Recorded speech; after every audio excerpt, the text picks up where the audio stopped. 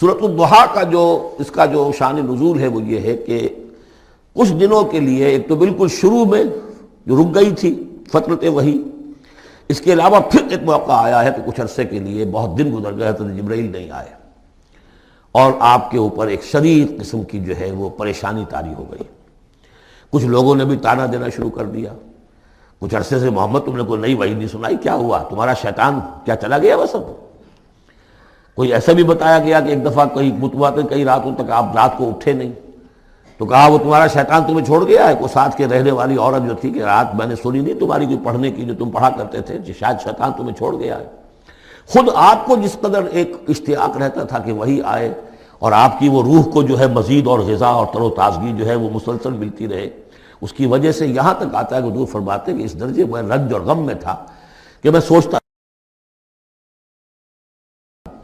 بربنائے طب بشری، اس درجے حضور کے اوپر جو ہے یہ شاخ گزر رہا تھا کہ وہی کیسے بند ہو گئی۔ اور اس میں یہ بھی تھا کہ اللہ ناراض تو نہیں ہو گیا، کیا مجھ سے کوئی خطا تو ایسی نہیں ہو گئی، یہ سبب کیا ہوا ہے؟ یہ ہے وہ کیفیت کہ جس کے اندر یہ آیتیں نازل ہو رہی ہیں۔ اور اب آپ اس کو سمجھ لیجئے کہ اس کا نفسیاتی اور انسان کی باطنی کیفیات کے ساتھ کیا تعلق ہے۔ انسان پر دو طرح کی کیفیات طاری ہوتی رہتی ہیں، جیسے میں نے پہلے ایک دفعہ آپ کو بتایا صدیق اور شہید کے درمیان جو فرق ہے بنیادی، کہ کچھ بنیادی طور پر لوگ ایکسٹروورٹس ہوتے ہیں، کچھ بنیادی طور پر انٹروورٹس ہوتے ہیں۔ ایکسٹروورٹس کھیل کود بھاگ دوڑ، لوگوں سے ملنا جلنا، گفتگو ہے، اسے دھکا دے دیا، اس سے مذاق کر لیا، اسی میں وہ خوش رہتے ہیں، بڑے مگن رہتے ہیں، تنہائی انہیں کاٹ کھانے کو دوڑتی ہے۔ اور ایک انٹروورٹس ہوتے ہیں کہ وہ مجلس وغیرہ کو نہیں ہوتا، اپنے تنہائی میں کہیں بیٹھے ہیں، غور و فکر کر رہے ہیں، سوچ بچار کر رہے ہیں، انہیں وہ مجلس سے زیادہ اپنا گوشہ تنہائی جو ہے وہ زیادہ عزیز ہوتا ہے۔ تو یہ دو مزاج اللہ نے بنائے ہیں۔ اسی طرح ہر انسان کے اوپر آلٹرنیٹلی کچھ کیفیات آتی ہیں جس کو ہم کہتے ہیں میرا موڈ آف ہے، ایک طرح کا قبض سا ہو جاتا ہے طبیعت میں بندش سی ہوتی ہے، کسی وقت اسی شخص کے اندر پھر انشراح سا ہو جاتا ہے، پھر ہنسنے بولنے کو جی چاہتا ہے، گفتگو کرنے کو جی چاہتا ہے۔ تو یہ کیفیت جب انسان کی روحانی زندگی سے متعلق ہو جائے تو اس کو پھر صوفیہ نے نام دیا قبض اور بسط۔ کبھی طبیعت میں انشراح ہے، انبساط ہے، طبیعت جو ہے وہ آبادہ ہے، ہر چیز میں روشنی کا پہلو آدمی دیکھ رہا ہے، ہر چیز کے اندر آپ کو معلوم ہے ایک تاریک رخ بھی ہوتا ہے کسی معاملے کا اور روشن رخ بھی ہوتا ہے، اس وقت انسان روشن رخ کو دیکھتا ہے۔ اور ایک وقت میں آتا ہے کہ طبیعت میں بندش سی لگ گئی ہے، جیسے اندر کوئی پکڑ لیا کسی نے، اب طبیعت جو ہے وہ بھی اپنے اندر وہ انقباض محسوس کر رہی ہے، اور پھر آدمی پیسیمسٹک ہو جاتا ہے، نا امید سا ہوتا ہے، پھر اسے ہر معاملے کا تاریک پہلو زیادہ نظر آنے لگتا ہے۔ تو یہ قبض اور بسط کی کیفیات ہیں۔ جب کبھی قبض کی کیفیت ہو، قاضی ثناء اللہ پانی پتی رحمۃ اللہ علیہ نے تفسیر مظہری میں لکھا ہے کہ قبض کی کیفیت میں اس صورت کا پڑھنا تریاق ہے،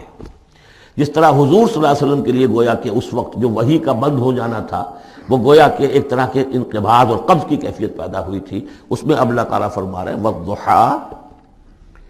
قسم ہے دن کے دھوپ چڑھنے کے وقت کی،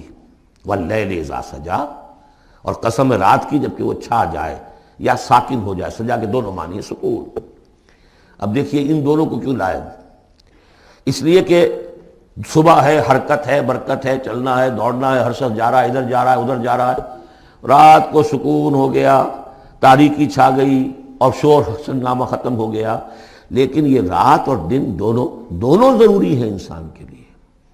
یہاں کا نظام چلانے کے لیے۔ اگر رات ہی رات ہوتی تب بھی یہ دنیا نہ چلتی، اور دن ہی دن ہوتا تب بھی نہ چلتا، تو رات بھی ضروری ہے۔ اسی طریقے سے نفس انسانی کے لیے کبھی کبھی قبض کا وقفہ بھی ضروری ہے۔ آپ اسے یہ نہ سمجھیں کہ اللہ تعالیٰ ناراض ہو گیا، یہ بھی ہماری تربیت کا ایک یوں سمجھیے کہ ایک جز ہے۔ ما ودعک ربک وما قلی، آپ کے رب نے آپ کو رخصت نہیں کیا ہے، نہ ہی وہ آپ سے ناراض ہوا ہے۔ وللآخرۃ خیر لک من الاولی، اور اس کے بعد جو وقت آئے گا اس قبض کے بعد وہ پہلی سے بھی بہتر ہوگا۔ اور میں حیران ہوتا ہوں کہ کیسے غالب نے وہ بات کہی ہے کہ جو بالکل ترجمانی ہے اس کی، رکتی ہے میری طبع تو ہوتی ہے رواں اور، یعنی یہ کہ جب میری طبیعت کے اوپر کبھی کبھی رکاوٹ سی آ جاتی ہے، اب شعر جو ہیں اچھے نازل نہیں ہو رہے، لیکن جب وہ رکاوٹ سے میں نکلتا ہوں، اس قبض سے نکلتا ہوں، رکتی ہے میری طبع تو ہوتی ہے رواں اور، اس لیے کہ اس قبض کے بعد جب مرحلہ آتا ہے انبساط کا اور انشراح کا تو وہ ایک قدم آگے ہوتا ہے آدمی، اس پہلی کیفیت سے ایک درجہ جو ہے اس کا بڑھ چکا ہوتا ہے۔ وَلَلْآخِرَةُ خَيْرٌ لَكَ مِنَ الْأُولَىٰ، یقیناً پچھلی ہر گھڑی، ہر ساعت اور ہر قبض کے بعد آنے والا انبساط آپ کے لیے پہلے سے اونچا درجہ لے کر آئے گا۔ وَلَسَوْفَ يُعْطِيكَ رَبُّكَ فَتَرْضَىٰ، ان قریب آپ کا رب آپ کو اتنا کچھ دے گا، اتنا کچھ دے گا، آپ کی محنتوں کے وہ نتائج سامنے آئیں گے کہ آپ راضی ہو جائیں گے۔ اب دیکھیے پچھلی صورت ختم ہوئی تھی وَلَسَوْفَ يَرْضَىٰ، یہاں ہے وَلَسَوْفَ يُعْطِيكَ رَبُّكَ فَتَرْضَىٰ، صرف ضمیر کا فرق ہے، کیونکہ صدیق پر وحی نہیں آتی، براہ راست خطاب نہیں کیا جا سکتا، وہاں وہ صیغہ جو ہے وہ غائب کا ہے، وَلَسَوْفَ يَرْضَىٰ،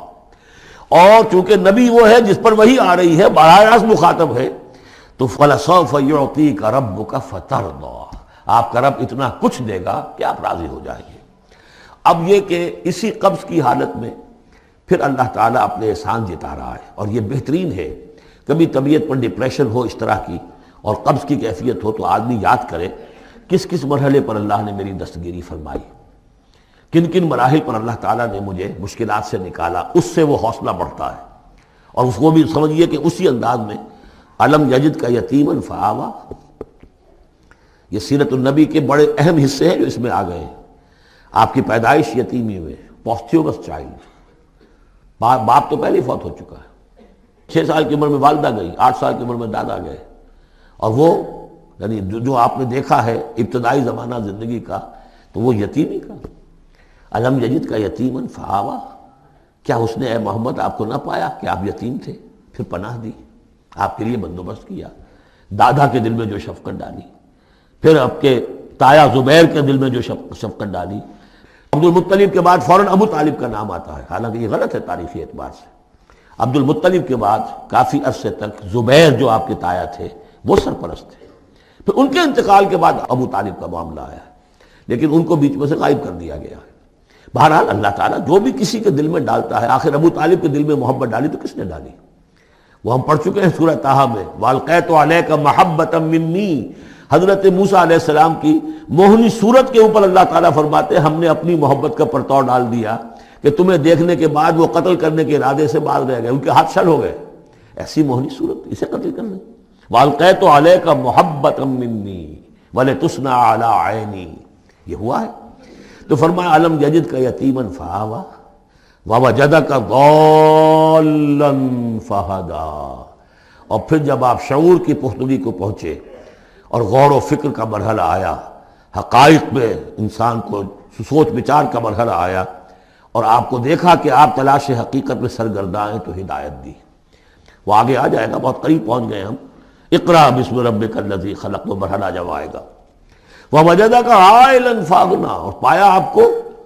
تنگ دست تو غنی کر دیا۔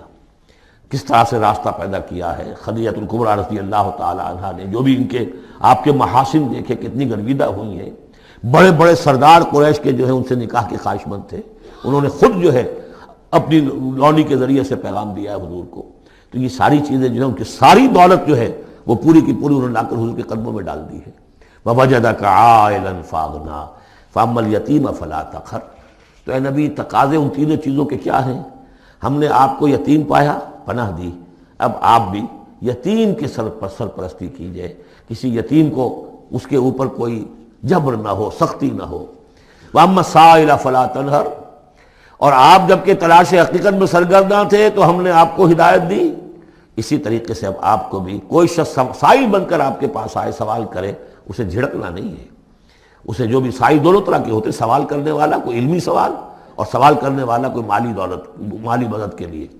وَأَمَّا بِنِعْمَةِ رَبِّكَ فَحَدِّثْ، اور جو ہدایت تمہیں دی ہے ہم نے اب اسے عام کرو، یہ نعمت ہے، آپ کے رب کا انعام ہے، یہ ہدایت جو آپ کو عطا ہوئی ہے اس کو بیان کرو۔ اس کے بیان کرنے میں یہ بھی ہے کہ اللہ کے انعامات کا چرچہ انسان کرے اس کا شکر ادا کرنے کے لیے، اور یہ بھی ہے کہ اس کو پھیلائے اور عام کرے، دوسروں تک پہنچائے، ورنہ وہ بخل ہو جائے گا کہ وہ دولت جو ہے ہدایت کی اس کو آدمی صرف اپنی ذات تک محدود رکھے اور اس کا جو خیر ہے وہ دوسروں تک نہ پہنچائے۔